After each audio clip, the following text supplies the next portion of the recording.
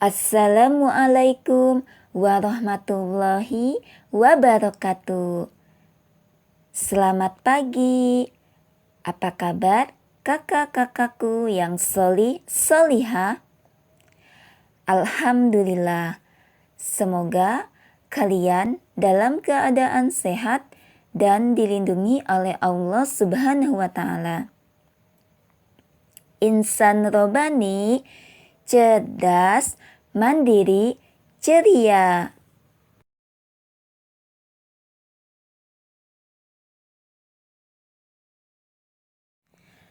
Bagaimana dengan pembiasaan hari ini?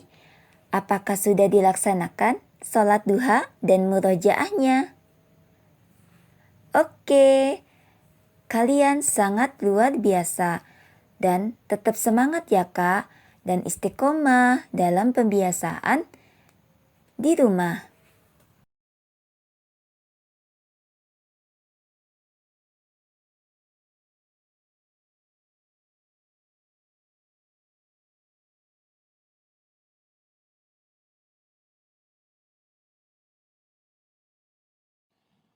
Anak-anakku yang solihah, hari ini kita bertemu lagi di pembelajaran kelas daring. Ayo dipersiapkan alat tulis dan buku tematik 4I. Hari ini kita akan belajar tema 9, 4I, tentang kayanya negeriku. Subtema 3, pelestarian kekayaan sumber daya alam di Indonesia. PB 1 dan 2.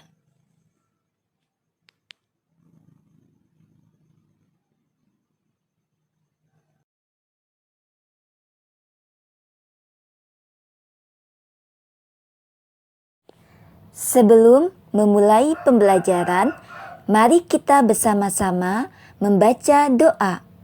Angkat kedua tangan dan menundukkan kepala kita. Berdoa dimulai. Bismillahirrahmanirrahim. Rabbi zidni ilman warzuqni fahman waj'alni minas solihin. Amin.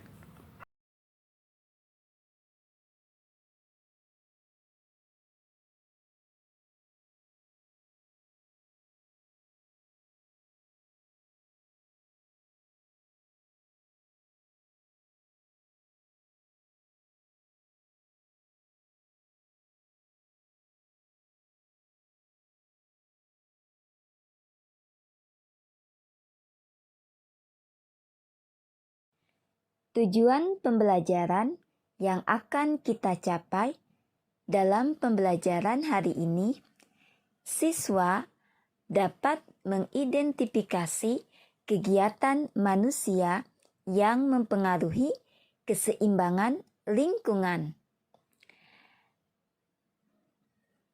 Siswa dapat memahami kalimat tanya dengan menggunakan kata tanya.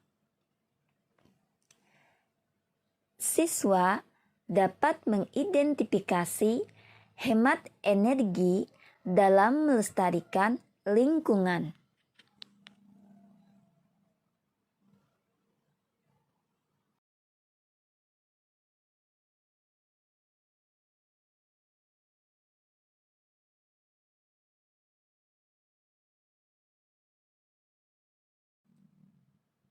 Siswa dapat menjelaskan hak dan kewajiban terhadap ketersediaan air bersih. Siswa dapat menyanyikan lagu Hijau Rumahku, Hijau Bumiku.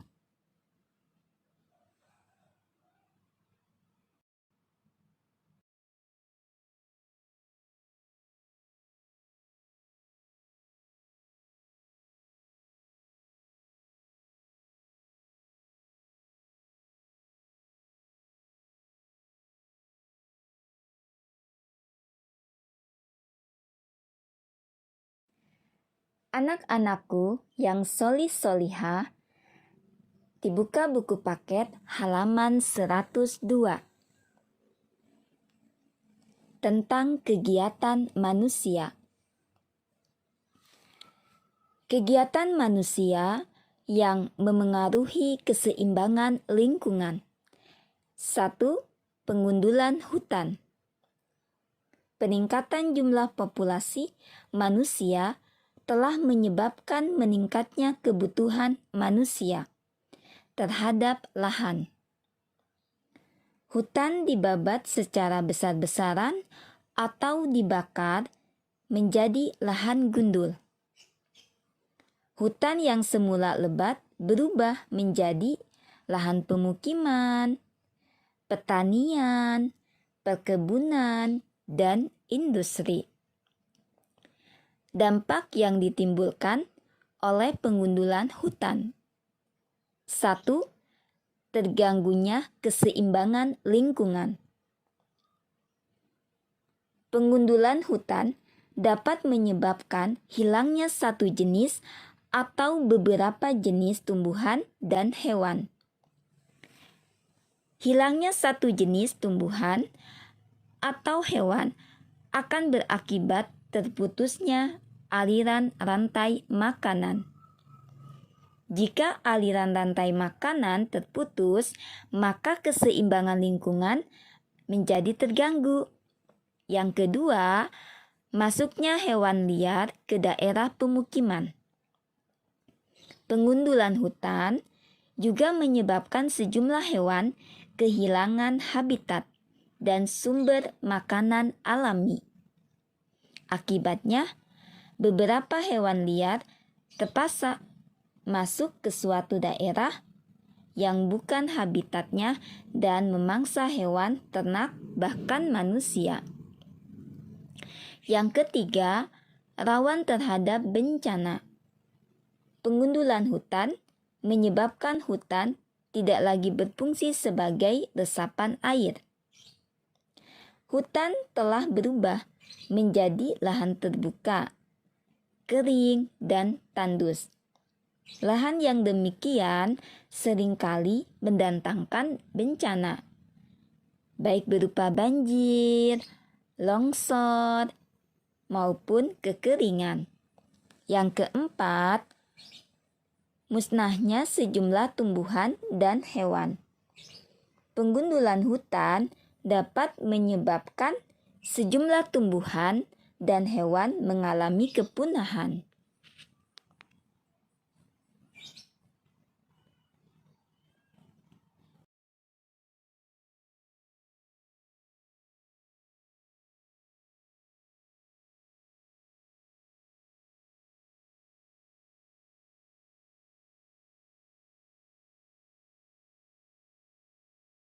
Yang kedua, eksploitasi yang berlebihan.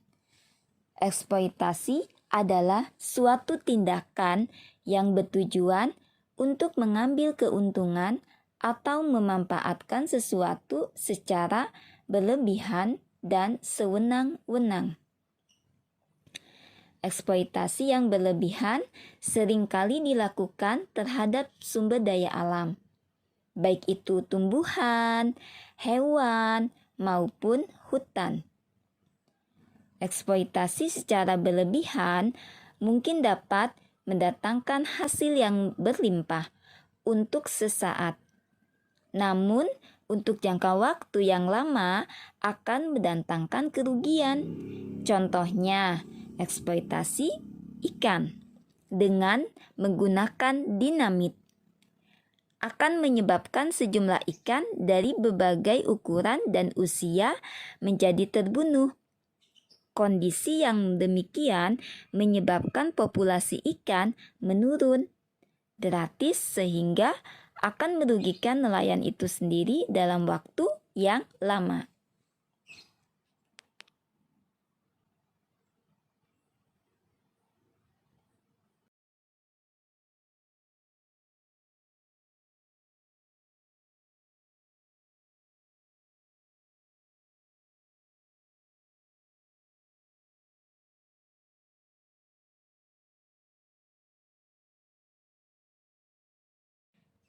Yang ketiga, pencemaran atau polusi. Pencemaran adalah peristiwa masuknya berbagai bahan pencemar ke suatu lingkungan sehingga kualitas lingkungan menurun. Pencemaran dapat terjadi pada udara, air, dan tanah. Pencemaran udara dapat berasal dari asap pabrik, industri, dan kendaraan bermotor. Pencemaran air dapat berasal dari buangan atau limbah rumah tangga, industri, dan lahan pertanian.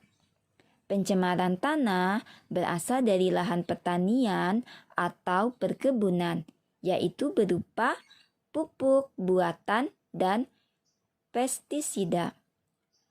Pestisida adalah zat kimia yang digunakan untuk mencegah hama penyakit.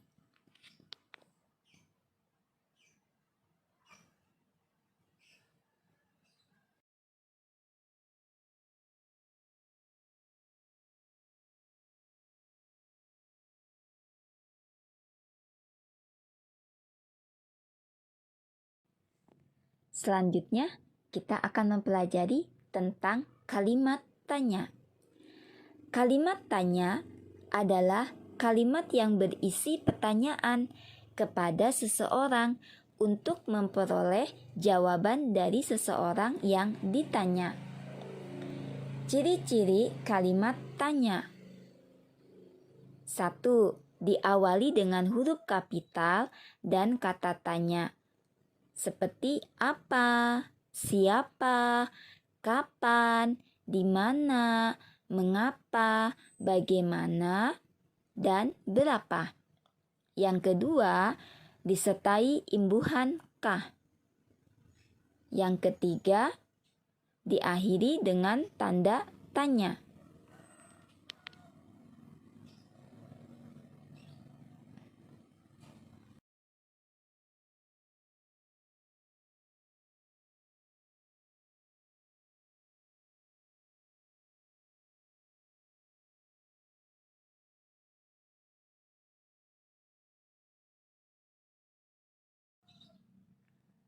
Kata tanya adalah kata yang digunakan dalam membuat kalimat tanya. Kata tanya terdiri dari apa. Apa menanyakan benda, keadaan, atau sesuatu hal. Contohnya, apa yang dilakukan Ane sebelum makan? Tanggapannya, sebelum makan, Ane mencuci tangan dan berdoa.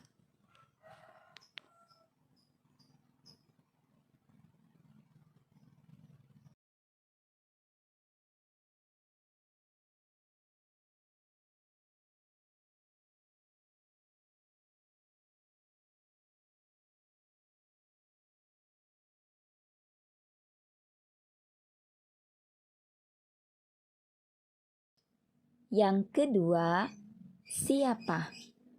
Siapa menanyakan orang. Contohnya, siapa yang sedang belajar di kamar? Tanggapannya, yang belajar di kamar adalah Rashid.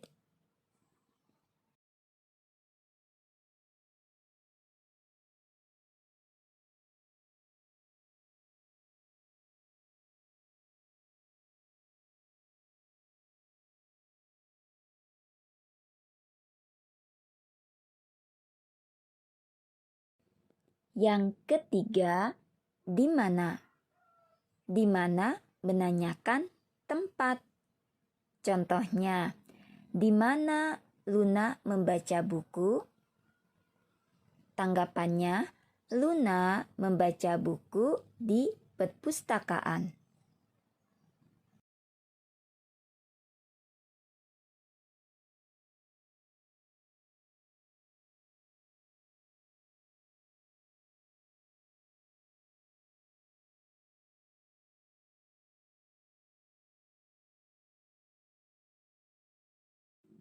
Yang keempat, kapan?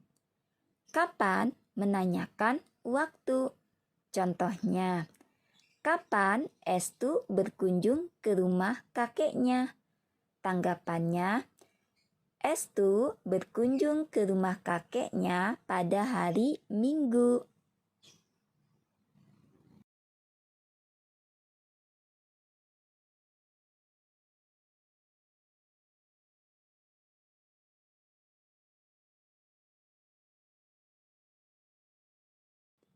Yang kelima, bagaimana?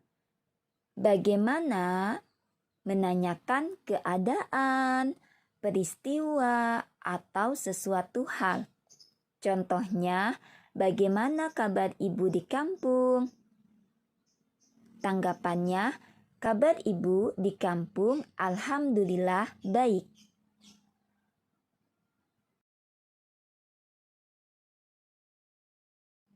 Yang keenam, berapa?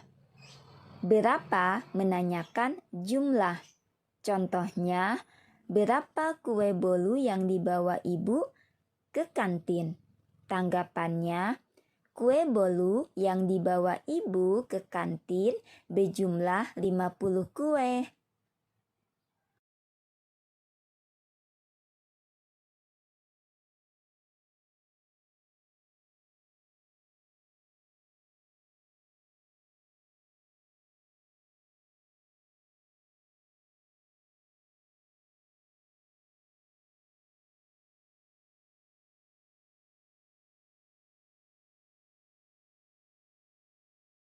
Yang ketujuh, mengapa? Mengapa menanyakan alasan, sebab, atau peristiwa yang terjadi. Contohnya, mengapa Tasya rajin belajar? Tanggapannya, Tasya rajin belajar karena ingin menjadi siswa yang pandai.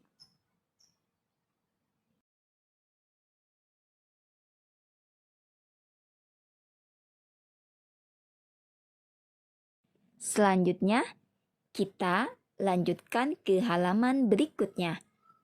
Dibuka buku paket halaman 107 tentang cara menghemat BBM. Apa itu BBM? BBM adalah bahan bakar minyak. BBM dihasilkan dari pengolahan minyak bumi. Minyak bumi merupakan sumber daya alam yang tidak dapat diperbarui. Jumlah minyak bumi terbatas, tetapi kebutuhan manusia akan BBM semakin meningkat. Oleh karena itu, manusia perlu menghemat pemakaian BBM. Cara menghemat BBM. 1. Naik sepeda atau berjalan kaki. Berangkat sekolah dengan bersepeda dapat menghemat BBM. Yang kedua, menggunakan alat transportasi umum. Yang ketiga, menghindari kemacetan. Yang keempat, menggunakan mobil listrik atau mobil berbahan bakar non-BBM. Yang kelima, menggunakan kendaraan bermotor yang hemat bahan bakar.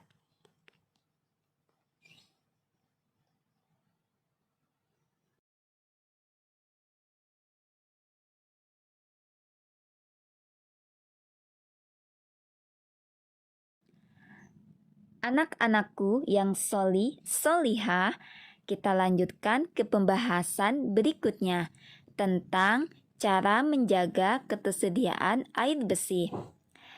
Di halaman 109. Nanti kalian baca teksnya. Manusia membutuhkan air bersih untuk minum, memasak, mandi, dan mencuci. Sedangkan tumbuhan membutuhkan air untuk kesuburan tanah, Begitu pula binatang membutuhkan air untuk minum. Jika tidak ada air bersih, maka kegiatan kita pasti terganggu. Oleh karena itu, kita harus menjaga ketersediaan air bersih. Bagaimana caranya? 1. Menghemat penggunaan air bersih dalam kegiatan sehari-hari. Yang kedua, menjaga keberadaan hutan dan daerah resapan air hujan. Yang ketiga, tidak mencemari sumber-sumber air bersih seperti sungai, mata air, dan sumur. Yang keempat, membuat lubang resapan di halaman sekitar rumah. Yang kelima, memperbanyak menanam pohon di lingkungan sekitar rumah.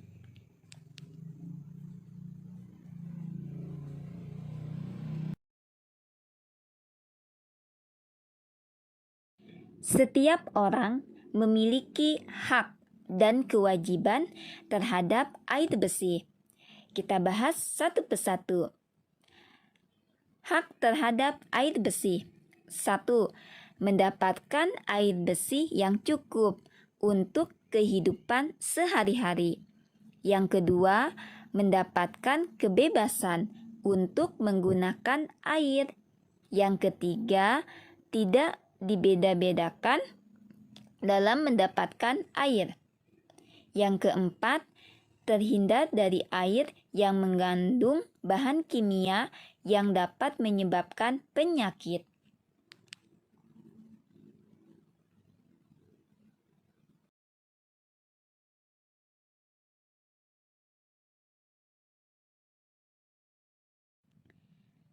Kewajiban terhadap air bersih. 1.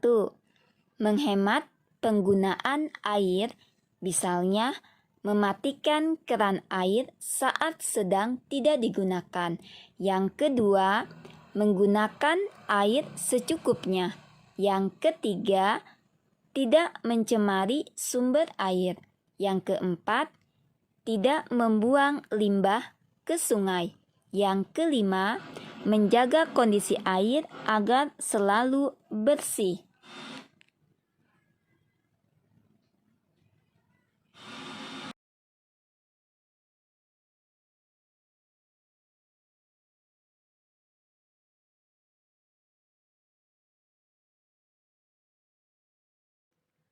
Alhamdulillah, kesimpulan yang kita pelajari dari tematik subtema 3 PB 1 dan 2 tentang kegiatan manusia.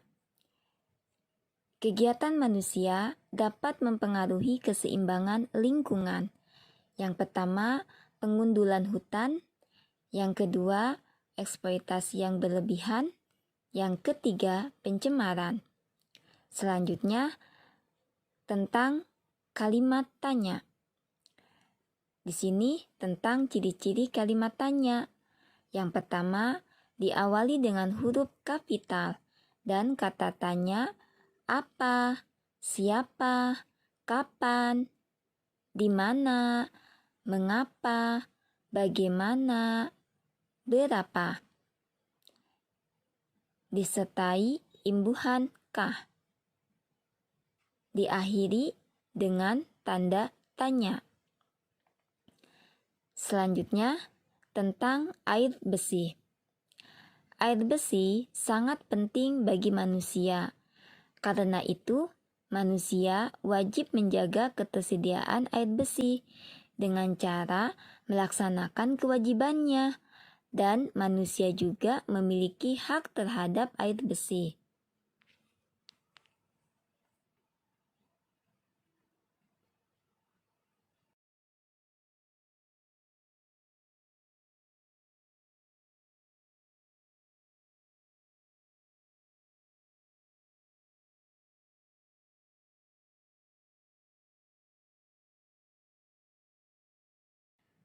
Anak-anakku yang solihah, dibuka buku paketnya halaman 111. Ibu akan memberikan tugas kepada kalian tentang kewajiban terhadap air bersih. Tugasnya yang pertama, membuat gambar poster tentang kewajiban terhadap air bersih. Yang kedua, mempresentasikan atau menjelaskan dalam bentuk voice note tentang kewajiban terhadap air bersih. Jangan lupa dikirim ke wali kelas masing-masing. Kelas 4A ke Bu Rizka, kelas 4B ke Bu Soleha, kelas 4C ke Bu Lia.